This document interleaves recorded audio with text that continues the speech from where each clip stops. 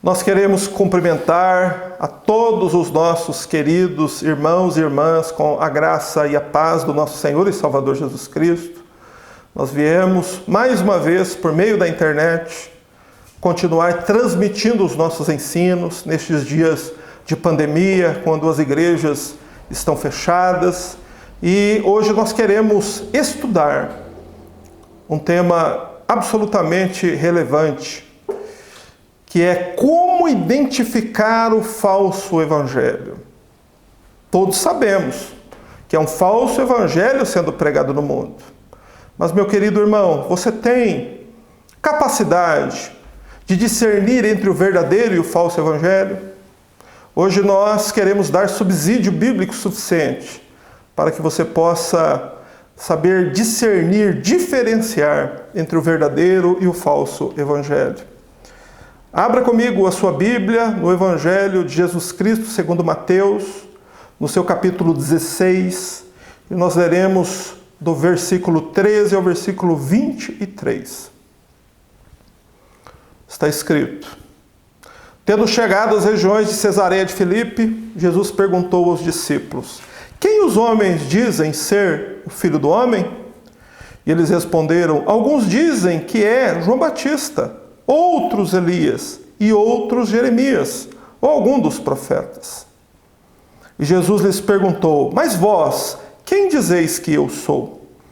Respondendo Simão Pedro, disse: Tu és o Cristo, o Filho do Deus vivo. E Jesus lhe disse: Simão Barjonas, tu és bem-aventurado, pois não foi carne e sangue quem te revelaram isso, mas meu Pai que está no céu. E digo-te ainda que tu és Pedro, e sobre esta pedra edificarei a minha igreja, e as portas do inferno não prevalecerão contra ela. E eu te darei as chaves do reino do céu, e o que ligares na terra terá sido ligado no céu, o que desligares na terra terá sido desligado no céu. E então ordenou aos discípulos que a ninguém contassem que ele era o Cristo.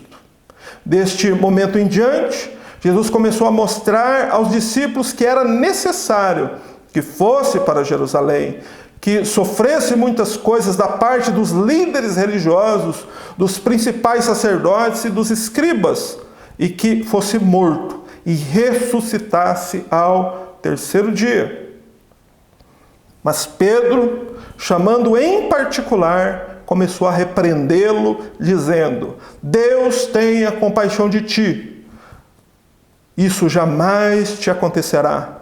Ele, porém, voltando-se, disse a Pedro: Para trás de mim, Satanás, tu és para mim motivo de tropeço, pois não pensas nas coisas de Deus, mas sim nas que são dos homens. Jesus está em Cesareia de Filipe com seus discípulos. Cesareia de Filipe ficava em torno de 190 quilômetros de Jerusalém e era uma região sob forte influência de várias religiões. Em Cesareia de Filipe havia sido o centro do culto a Baal. Também na mesma região haviam vários templos ao deus grego Pan. E também nesta mesma região havia Herodes o Grande construído um templo em homenagem a César Augusto, imperador romano. Nessa região, rodeada por paganismo e superstições diversas, que Cristo oportunamente questiona seus discípulos. Que opinião o povo nutria a respeito dele? Essa foi a primeira pergunta. E a segunda é: qual a opinião dos próprios discípulos a respeito dele? E perceba, meu irmão, que já haviam distorções e mistura de crenças no nascedouro do cristianismo. A pergunta de Jesus no verso 13 é: quem os homens dizem ser o Filho do Homem? O objetivo desta pergunta não é simplesmente saber o que as pessoas diziam a respeito dele. Ele sabia muito bem o que as pessoas pensavam. Lá em Lucas 5:22 nos é transmitida esta verdade. O objetivo de Jesus perguntar quem os homens dizem que ele é era corrigir as distorções que já haviam surgido sobre quem é Jesus e sobre qual obra ele veio realizar na sua primeira vinda. O povo tinha várias opiniões a respeito dele. O verso 14 nos diz assim: uns dizem que tu és João Batista, outros dizem que tu és Elias, e outros já dizem que tu és Jeremias, ou algum dos profetas. O povo achou que Jesus era um destes profetas que havia voltado à vida, porque viam nele semelhanças com João Batista, que havia sido assassinado por Herodes, e que já nos dizem que Jesus andava pela Palestina. Surgiu-se um boato de que João Batista havia ressuscitado. Outros achavam que Jesus era muito parecido com Elias, ou poderia ser até o próprio Elias, que tinha sido trasladado por Deus ao céu e havia tornado para continuar o seu ministério na terra. Outros já viam em Jesus forte semelhança com Jeremias, devido a Jeremias ter sido um homem sofredor e paciente. E a própria literatura judaica mostrava que haviam entre os judeus místicos, que alegavam ser portadores de elementos das almas de determinados personagens bíblicos. Inclusive um deles, chamado Isaac Luria, alega ter partes da alma de Moisés. Essa é a crença defendida pelos gregos e indianos, e ela chama-se transmigração da alma, que alega falsamente que após a morte a alma reencarna em um outro corpo. Perceba bem, a resposta das pessoas acerca da pessoa de Jesus já revela que no nascedouro, no berço do cristianismo, no início de tudo, o sincretismo, que é a mistura de crenças, já havia penetrado. Havia uma mistura entre cristianismo, história judaica e misticismo na mente das pessoas, e o que causou uma enorme confusão já no berço do cristianismo. Note, meu querido irmão, que o povo nutria expectativas vagas e distorcidas sobre a verdadeira identidade de Jesus. Há pelo menos 5 registros no Evangelho sobre essas expectativas distorcidas de quem Jesus Cristo era. Uns apenas o consideravam um Messias político, que viera a restaurar Israel, a glória dos tempos de Davi e Salomão, como registra Atos capítulo 1, verso 6. Já outros viam o bendito Senhor como um milagreiro, como alguém que veio para curar os outros, Lucas 6,17. Já outros nutriam uma expectativa que Jesus veio lhes atenuar o sofrimento, João 6,26. Já outros viam Jesus como um profeta, João 6,14. E outros queriam fazê-lo rei, João 6,15. Perceba, meu querido irmão, que há 2000 anos, com o Senhor Jesus Cristo aqui nesta terra, um Cristo visível, um Cristo palpável, um Cristo audível, e já haviam várias opiniões distorcidas sobre a pessoa de Jesus Cristo. Imagine 2000 anos depois.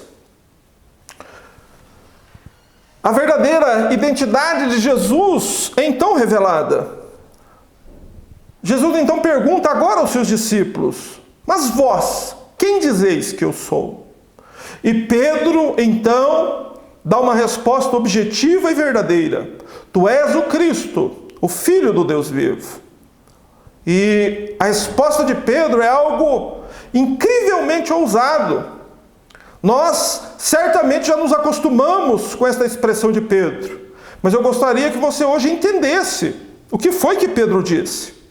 Pedro disse que aquele judeu nazareno, filho de carpinteiro, pobre e feio que estava diante dele, é o tão esperado Cristo, o Messias que havia de vir. Messias é um título real. Aquele Messias tão esperado por gerações, finalmente chegou.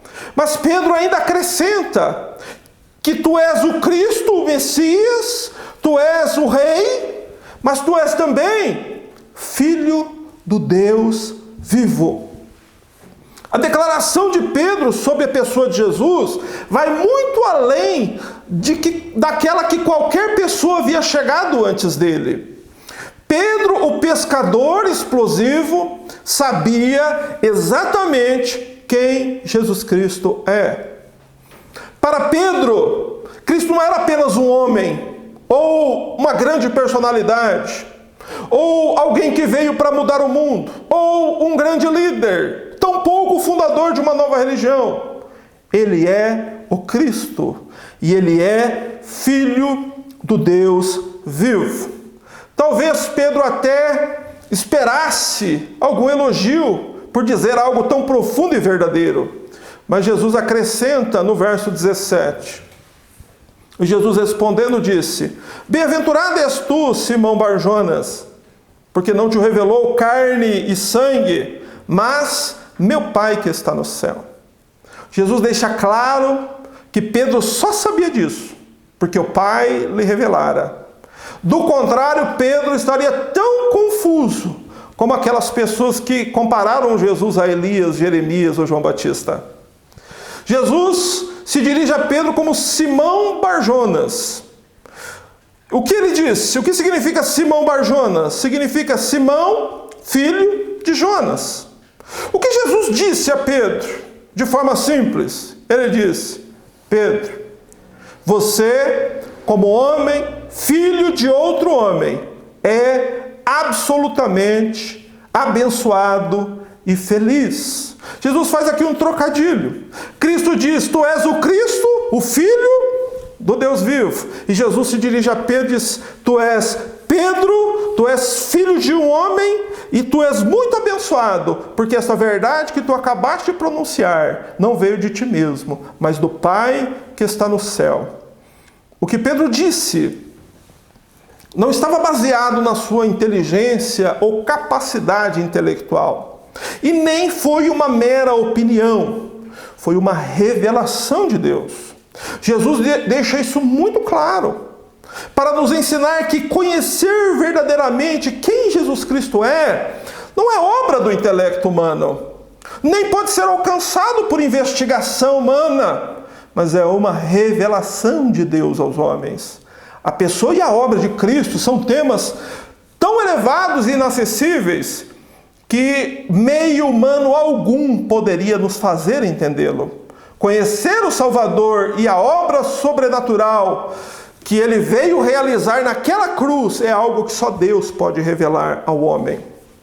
E após ter sua identidade revelada, Cristo revela também sua missão. Duas coisas absolutamente importantes: quem Cristo é e qual a sua obra. Verso 21, Jesus disse: desde então começou Jesus a mostrar aos seus discípulos que convinha ir a Jerusalém e padecer muitas coisas dos anciãos e dos principais dos sacerdotes e dos escribas, e ser morto e ressuscitar ao terceiro dia.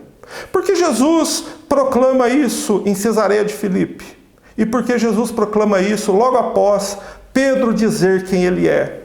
Porque ninguém pode ter uma plena compreensão da obra de Jesus Cristo, que é o que ele acabou de proclamar no verso 21, sem entender quem ele é.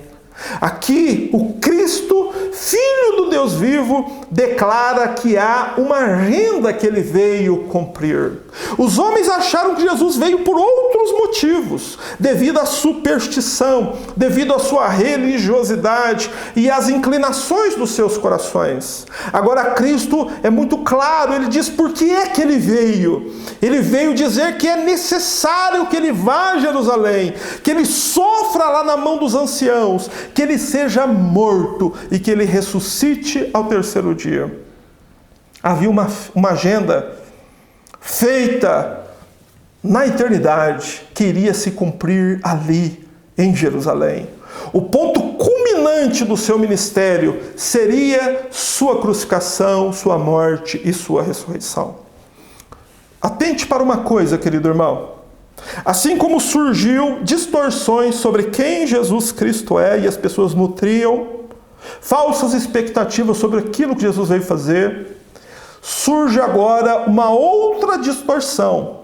Mas essa distorção agora é sobre a missão de Cristo. Que obra Cristo veio a realizar? Leia o verso 22 comigo.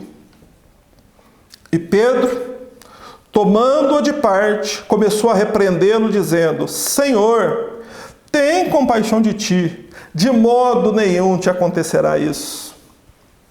Pedro reage quando ouve sobre a cruz. E Pedro então explode em reprovação. A perspectiva de Pedro sobre a identidade de Jesus estava correta. Mas a perspectiva de Pedro sobre a missão do Salvador, ou seja, sobre a sua ida à cruz do Calvário, sobre a agenda de Cristo, esta estava completamente distorcida e equivocada.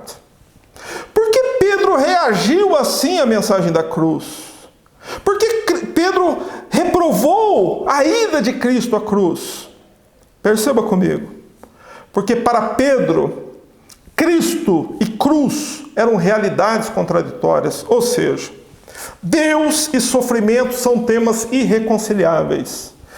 Deus não quer que ninguém sofra, e isso está impregnado na mente das pessoas. Pedro queria seguir a Cristo. Ele estava correto quanto à identidade do Salvador. Pedro era um homem que de fato tinha todo o desejo de seguir a Cristo. Mas Pedro queria um evangelho indolor. Ele queria um evangelho sem cruz e sem sofrimento. O que a oposição de Pedro à cruz nos revela? Leia comigo o verso 23. Ele, porém, voltando-se, disse a Pedro: para trás de mim, Satanás, que me serves de escândalo, porque não compreendes as coisas que são de Deus, mas só as que são dos homens. Primeira coisa, Jesus não está dizendo que Pedro é Satanás, e nem mesmo que Pedro estava possesso. Jesus também não está mandando Pedro embora, mas Jesus discerniu nas palavras de Pedro as astutas palavras ditas a ele lá no deserto, no início do seu ministério, por Satanás.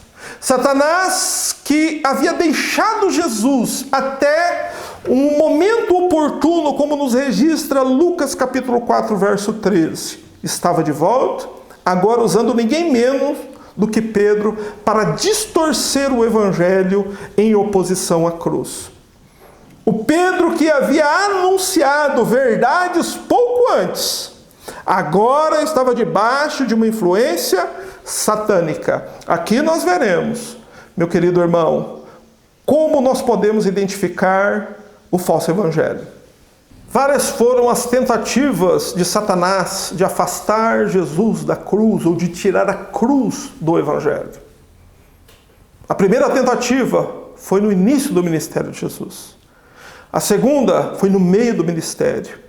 A terceira foi no final do ministério de Jesus. E a quarta tentativa foi com Jesus pregado na cruz. Ou seja, se há algo que o diabo é persistente, é em tentar retirar a cruz do evangelho.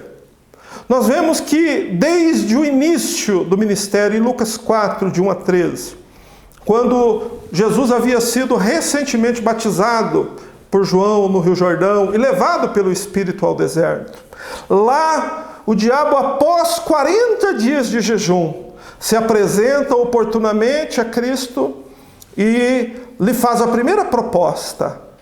A um homem faminto que estava no deserto 40 dias sem comer, ele diz: faz com que estas pedras se transformem em pão. Ou, em outras palavras, para que você entenda no cristianismo atual, ele diz para Jesus: você não precisa sofrer. A segunda proposta que ele fez a Jesus lá foi mostrar a Jesus, do cume de um monte, as riquezas do mundo e as glórias que o mundo pode dar ao homem. Ou seja, ele ofereceu a Jesus dinheiro e posição. E a terceira proposta foi levar Jesus ao pináculo do templo e dizer a Jesus: lança-te daqui abaixo. Porque os anjos foram dados ordem a seu respeito e eles vão te amparar para que você não caia. Ou seja, ele ofereceu a Jesus fama. Imagine você, alguém subindo ao pináculo de um templo, se jogando de lá, e todas as pessoas vendo os anjos de Deus o amparando. As pessoas iriam carregar essa pessoa nos ombros ao invés de crucificá-la. A segunda oposição foi no meio do ministério. Uma multidão se reúne para fazer Jesus rei. Está lá em João capítulo 6, versos 14 e 15. Jesus também rejeitou essa proposta. No final do ministério, Jesus já havia entrado de forma triunfal em Jerusalém. E lá dentro dos portões de Jerusalém, poucos dias antes da sua crucificação, os gregos desejam vê-lo. João capítulo 12, versos 20 a 24. E Jesus discerniu que no convite dos gregos havia uma proposta de Satanás para afastá-lo da cruz. E então ele disse: se o grão de trigo caindo na terra não morrer, fica ele só. Mas se ele morrer, dá muito fruto. Essa era a intenção dos gregos, que Cristo permanecesse ali. Só que Cristo discerniu que nisso havia uma astuta cilada do diabo. Mesmo quando Cristo estava crucificado, já havia sido condenado, açoitado, já havia andado pelas ruas de Jerusalém, pregaram o bendito Salvador na cruz. E Mateus capítulo 27, versos 40 a 42, nos mostra que as pessoas blasfemavam dizendo: se tu és o Cristo, desça da cruz, saia desta cruz. Quem é que tinha este desejo, este interesse em afastar Jesus da cruz, senão Satanás? E nós vemos que, inclusive, os sacerdotes, escribas, anciãos e fariseus escarneciam dele da mesma forma. Se és rei de Israel, desça agora da cruz e nós creremos em ti. Percebe, irmão, que o diabo não tem nenhum outro interesse a não ser subtrair do evangelho a cruz. E perceba algo muito sutil. Por que ele usou Pedro para proferir essas palavras e tentar afastar Jesus da cruz, como Mateus 16, 22 nos informa? Pelo mesmo motivo que a antiga serpente usou Eva para atingir Adão. Não há instrumento de tentação mais eficiente do que uma pessoa amada, ou um rosto familiar, ou alguém que você confie. Além de discípulo, Pedro era também companheiro de oração. Nós bem vemos nos evangelhos que Jesus tinha 12 discípulos, mas as suas reuniões de oração no monte, os seus cultos de oração, eram sempre com 3 pessoas, ele mais 3 discípulos, e Pedro estava em todas elas. Além disso, aquele que tentou afastar Jesus da cruz conhecia a verdadeira identidade do Senhor, acabara de confessá-la ali, proclamar para que todos ouvissem: tu és o Cristo, o Filho do Deus vivo. Perceba bem, irmão, quem Satanás usou? Ele não quis usar Judas. Ele é sorrateiro, ele é sutil e ele usa quem você menos espera. Bem, meu querido irmão, como nós podemos identificar o falso evangelho? Primeiro, ele é um evangelho indolor. O falso evangelho, ele se assemelha ao evangelho que Pedro aqui queria. O cristianismo de Pedro era um cristianismo indolor. Ele queria Jesus, ele cria em Jesus, ele sabia quem Jesus era, mas ele não queria a cruz. Este falso evangelho, ele é indolor. É o evangelho centrado na pessoa. O segundo aspecto, este falso evangelho é um evangelho parcial. Parte do que Pedro cria estava correto. Parte do que Pedro cria estava errado. Pedro não negou que Jesus Cristo era o Messias ou o Filho de Deus. Ele afirmou isso, mas ele queria sorrateiramente excluir a cruz. E a terceira característica deste falso evangelho é um evangelho centrado no bem-estar imediato do homem. Veja o que Pedro diz no verso 22. Tem compaixão de ti.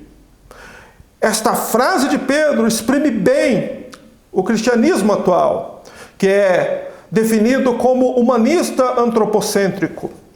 Esta expressão de Pedro revela a preocupação do homem natural com seu bem-estar aqui e agora.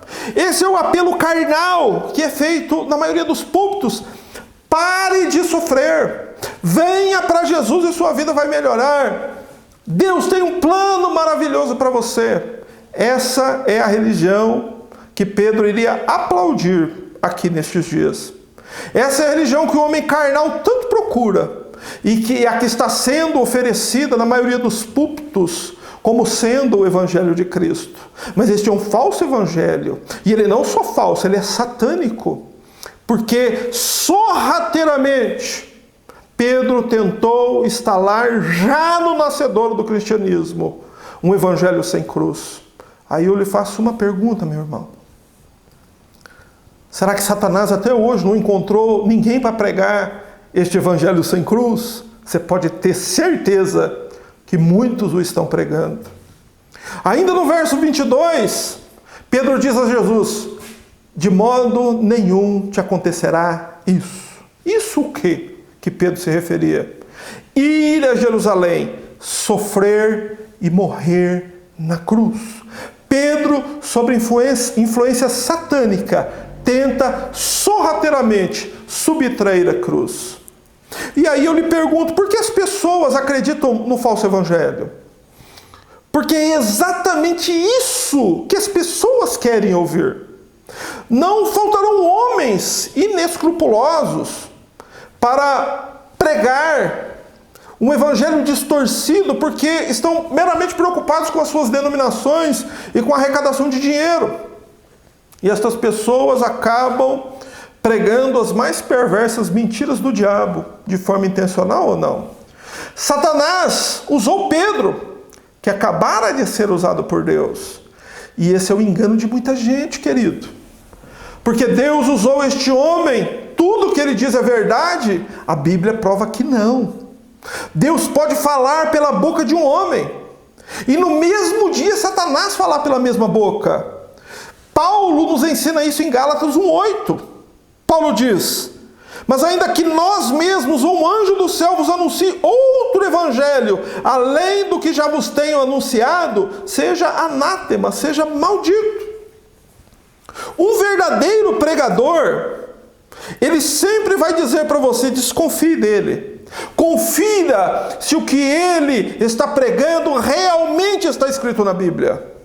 Paulo disse: se eu um dia voltar aqui e pregar uma outra coisa, não confie no que eu digo, porque é um outro evangelho. Se aquilo que a pessoa pregar não tem capítulo e nem versículo, não está escrito na Bíblia, esse é um outro evangelho.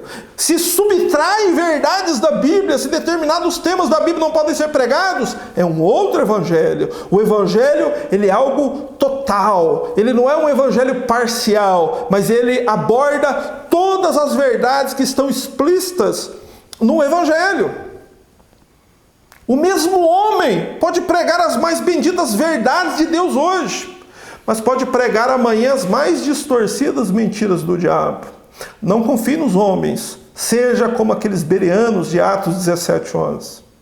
Porque o falso evangelho mata, mesmo que você não saiba disso. Há um exemplo. Se pôr diante de você 2 copos, os 2 copos têm um líquido incolor e inodoro. Mas um copo contém água e o outro veneno.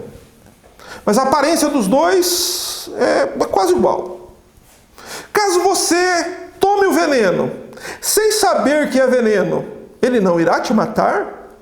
Por acaso a ignorância sobre o conteúdo do copo irá te preservar das consequências do veneno? Eu tenho certeza que você responderá que não. Que a ignorância não irá te preservar. Querido irmão, o falso evangelho, ele mata muito mais do que um copo de veneno que simplesmente mata o seu corpo. O falso evangelho mata a sua alma para essa vida e para a próxima. Oséias 4:6 é um apelo de Deus para os homens, dizendo: meu povo foi destruído porque lhe faltou conhecimento. Devemos vencer a preguiça e nos reclinar sobre este tema e termos capacidade de discernir entre o verdadeiro e o falso evangelho. Eu concluo te perguntando uma coisa. Não é exatamente este falso evangelho sorrateiro e distorcido que domina os púlpitos hoje?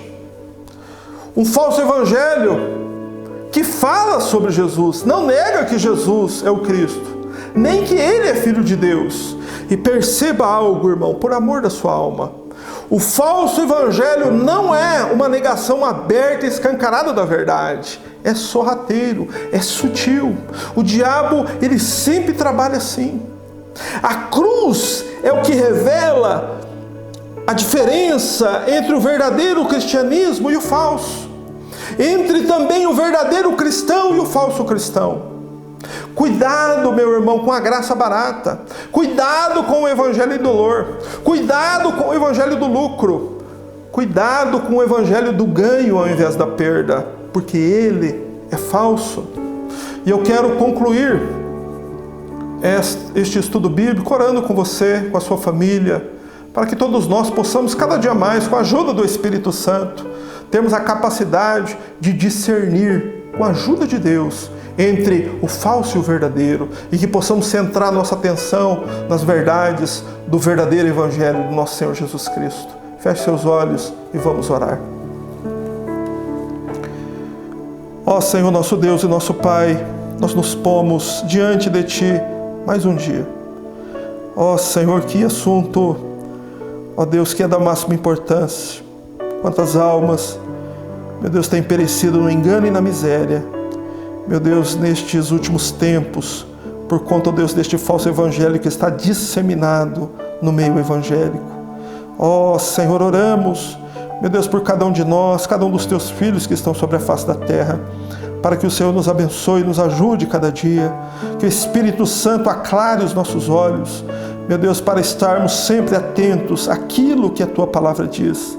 Ó Senhor, que se levante nesta presente geração, meu Deus, um povo espiritual, meu Deus, um povo firmado na verdade, meu Deus, um povo que conheça a Tua palavra, meu Deus, e um povo que creia nas verdades que Cristo aqui proferiu.